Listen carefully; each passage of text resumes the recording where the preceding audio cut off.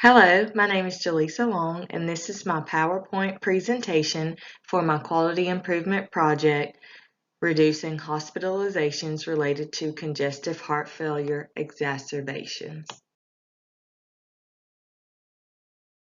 Failure is extremely important. Many patients at the long-term care facility where the quality improvement project was being implemented have a medical history of congestive heart failure. Management of congestive heart failure is extremely complicated and results in 30 to 40% of patients being readmitted into the hospital 30 days after discharge. Research showed that approximately 25% of patients diagnosed with heart failure are readmitted to the hospital within 30 days after discharge, and 50% of patients are readmitted within 6 months due to the inability to recognize symptoms.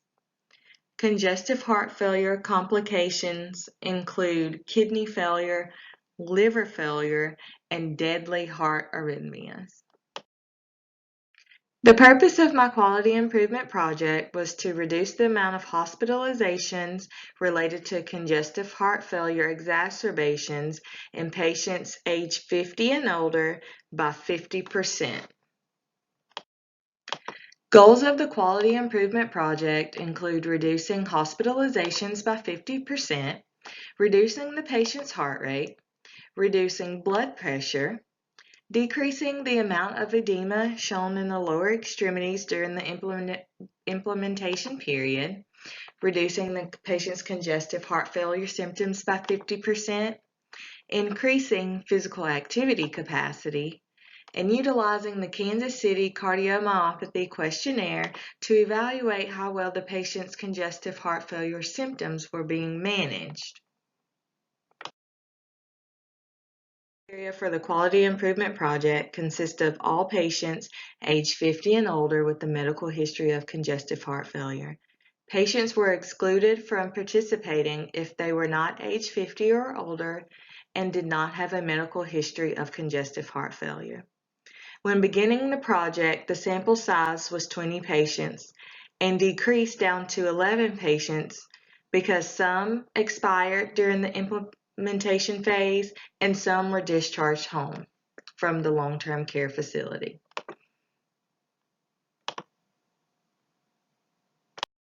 Recommendations from the American College of Cardiology were utilized when determining what the intervention should be for the quality improvement project. Interventions include the following.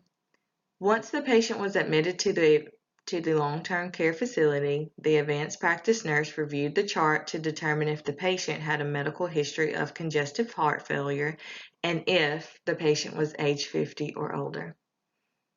Once this was determined, the advanced practice nurse wrote an order for daily weights to be performed and a sodium-restricted diet. The Kansas City Cardiomyopathy Questionnaire was also performed upon admission and at the end of the implementation phase.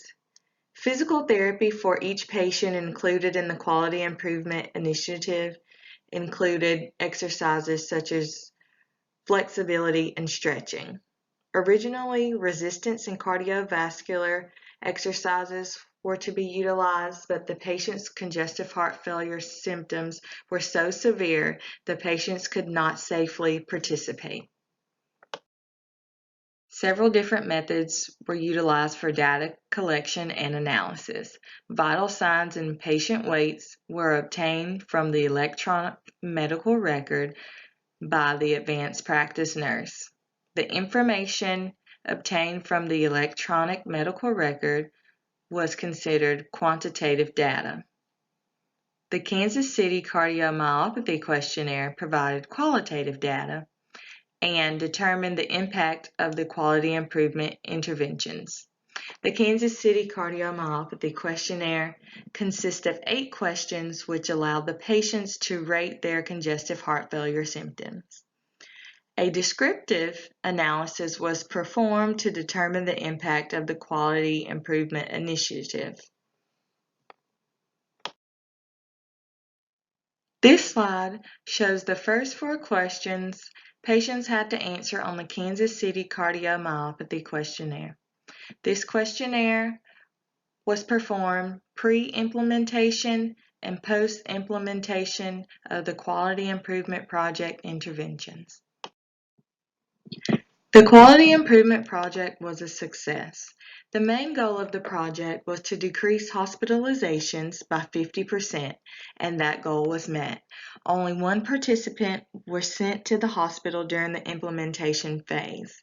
The patient who was sent to the hospital was following up with her cardiologist, who direct admitted her to the hospital upon arrival.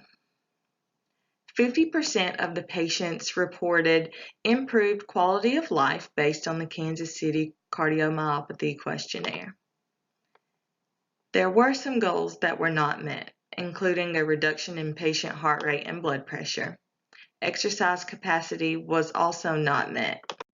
The Quality Improvement Project was a success at the long-term care facility.